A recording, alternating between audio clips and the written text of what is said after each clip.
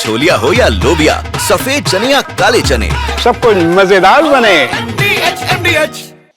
हमने दो लोगों की बात कर ली, एक और दावेदार हैं और वो कह रहे हैं कि बिहार उनको बुला रहा है।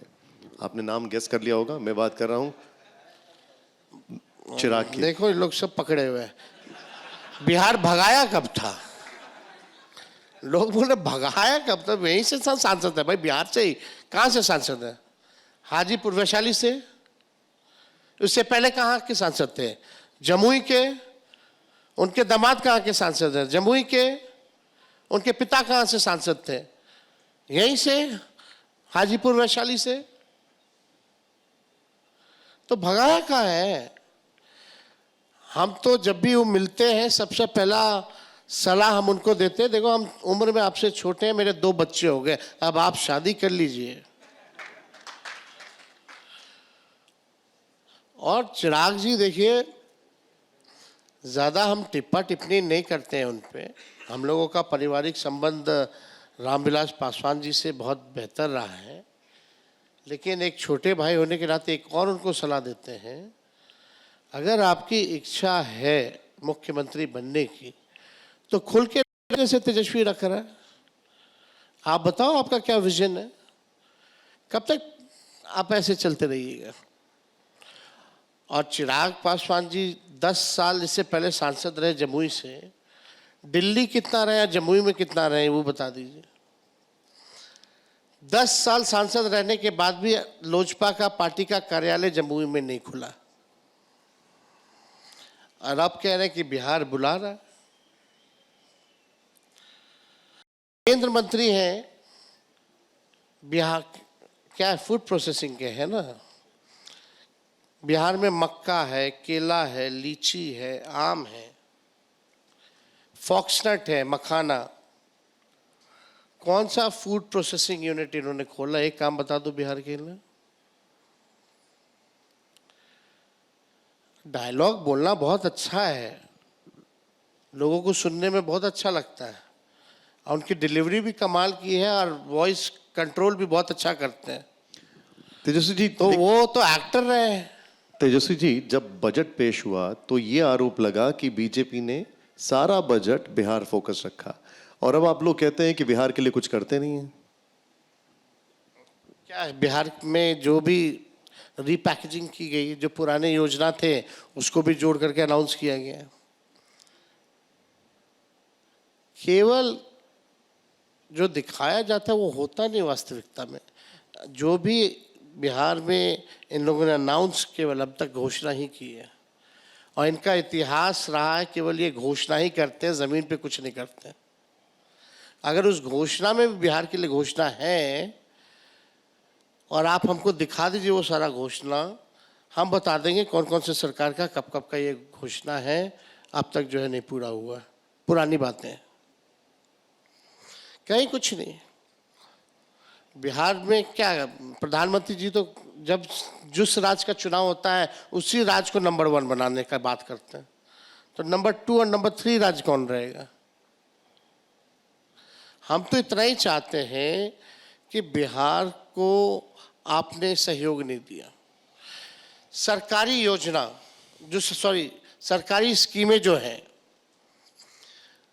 As an example Deendayal Upadhyay विद्युतीकरण योजना, इससे पहले राजीव गांधी विद्युतीकरण योजना थी यूपीए की सरकार में। स्टेट का शेयर पहले 30% होता था, आज जो है 50% है। यानी जो पिछड़ा राज्य है, ऐसे राज्यों पे तो आपने बोझ और डाल दिया।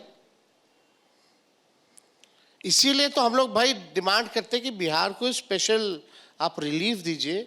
कम से कम सरकारी केंद्र की योजनाओं में बिहार का 20% या 30% लीजिए, बाकी 70% आप योगदान दीजिए। कहाँ कर रहे हैं ये लोग? कुछ नहीं कर रहे। हम जब बात और अमित शाह जी अभी आए, अभी कह रहे थे कि अब हम लोग बिहार में बाढ़ का नियंत्रण का काम शुरू करेंगे। तो 11 साल से, अब 20 साल से केंद्र में और राज्य में, अब तक बिहार में बाढ़ आमंत्रण का काम कर रहे थे क्या ये लोग?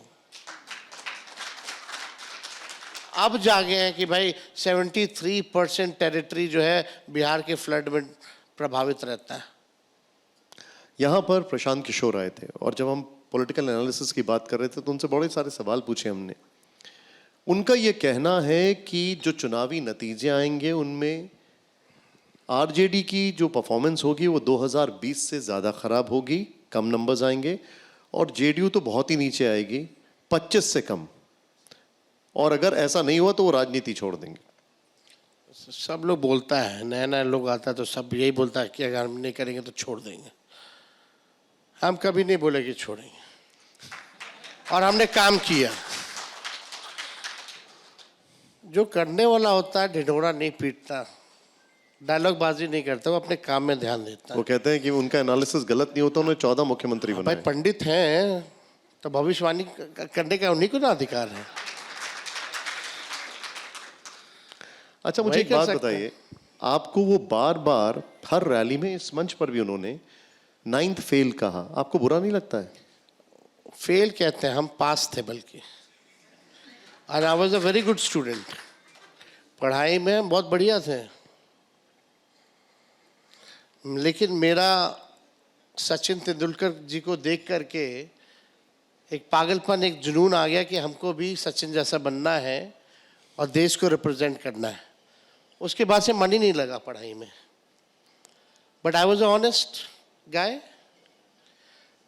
मेरे माता पिता दोनों मुख्यमंत्री रह चुके हैं। डिग्री बनवाना होता तो हम भी अमित शाह जी जैसा दिखा देते, प्रधानमंत्री जी का जैसा उन्होंने दिखाया था। लेकिन बात समझिए ना, बहुत लोगों के डिग्री के बारे में हम यहाँ भंडाफोड़ नहीं करना चाहते हैं। चाहे सम्राट चौधरी हो या चिराग पासवान जी हो या कोई हो, हम किसी पे हम टिप्पा टिप्पणी उंगली नहीं उठा रहे। केवल डिग्री का नॉलेज ही होना, डिग्री पा करके आपको सब नॉलेज आ जाए, ऐसा नहीं है। बहुत बड़े बड़े साइंटिस्ट से लेकर के बहुत बड़े विद्वान भी स्कूल की शिक्षा जो है या कॉलेज की शिक्षा नहीं प्राप्त की। जो देश 15 साल से 11 साल हो गया चलाते चलाते, यही प्रशांत किशोर जी आज तक उनके डिग्री के बारे में सवाल क्यों नहीं खड़ा करते? हम तो बहुत छोटी सी चीज़ है उनके सामने। और यही 9वीं पास ने अगर 5 लाख लोगों को नौकरी दिया, आईटी पॉलिसी बनाई, स्पोर्ट्स पॉलिसी बनाई, टूरिज्म पॉलिसी बनाई, इन्वेस्टर मीट हमने करा करके 50,000 करोड़ कर दिया, लोगों का मानदेय हम लोगों ने बढ़ाया, नियोजित शिक्षकों को हम लोगों ने राजकीय कर्मी का दर्जा बनाया। तो काम तो हमने किया जो आज तक बिहार में नहीं हुआ। आरक्षण 65% बढ़ाया, जाति आधारित गणना हमने कराया। आज क्या कारण है कि इतने बड़े बड़े विद्वान पंडितों को भी 9वीं पास के बारे में कहना पड़ रहा है? अब छोलिया हो या लोबिया, सफेद चने या काले चने, सबको मजेदार बने। MDH